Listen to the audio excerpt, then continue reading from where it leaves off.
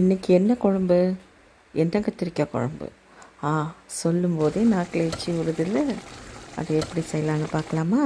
சட்டியில் ஒரு ஸ்பூன் நல்லெண்ணெய் ஊற்றிக்கோங்க. நல்லெண்ணெய் ஊற்றிட்டு 1.5 டேபிள் ஸ்பூனு கடலைப்பருப்பு, 2 டேபிள் ஸ்பூனு வரமல்லி நல்லா எண்ணெயில் வறுத்துக்கோங்க.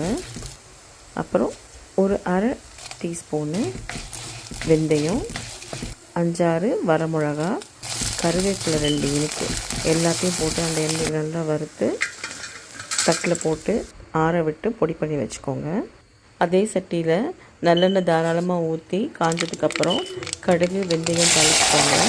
தாளிச்சுட்டு 1 கப்பு சின்ன வெங்காயம், ஒரு 10-15 பூண்டு நல்லா வதக்கிட்டு கருவேப்பிலையும் சேர்த்து நல்லா வதக்குங்க. வதக்குனதுக்கப்புறம் கத்திரிக்காய் நல்லா சின்ன கத்திரிக்காயாக பார்த்துக்கோங்க. அது நல்லா 4 பக்கம் கீறி விட்டு முழுசாகவே போடுங்க. எண்ணெயில் நல்லா வறுத்துக்கோங்க வெங்காயம் பூண்டோடு சேர்த்து. அது கொஞ்சோண்டு குக் பண்ணுறதுக்காக மூடி போட்டு மூடிடுங்க.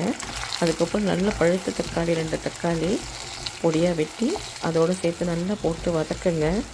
வதங்கினதுக்கப்புறம் 1 ஸ்பூன் மிளகாய்த்தூள், 1/4 ஸ்பூன் மஞ்சப்பொடி, 1 டீஸ்பூன் வரமல்லித்தூள் எல்லாம் போட்டு நல்லா வதங்கினதுக்கப்புறம் புளித்தண்ணி கரைச்சி வச்சுருக்க புளித்தண்ணியும் போட்டு நல்லா ஒன்றா மிக்ஸ் பண்ணுங்கள். மிக்ஸ் பண்ணோன்னே உப்பு சேர்த்து நல்லா கலந்து விடுங்க. கலந்து விட்டு குழம்பு கொஞ்சம் நல்லா கொதிக்கட்டும். மூடி வச்சு கொதிக்க விடுங்க. ஒரு 4 நிமிஷம் கொதிச்சாவே போதும். அதுக்கப்புறம் நம்ம பொடி பண்ணி வச்சுருக்கோம் இல்லையா, அரைச்சி வச்சுருக்கோம், அது ஒரு 2 டேபிள் ஸ்பூனு அந்த பொடியை போட்டு நல்லா கொதிக்க விட்டதுக்கப்புறம் ஒரு சின்ன துண்டு வெல்லம் அதையும் போட்டதுக்கப்புறம் நல்லெண்ணெய் லைட்டாக மேலே தூவி விடுங்க. சுவையான எண்ணெய் கத்திரிக்காய் குழம்பு ரெடி ஆயிடுச்சு.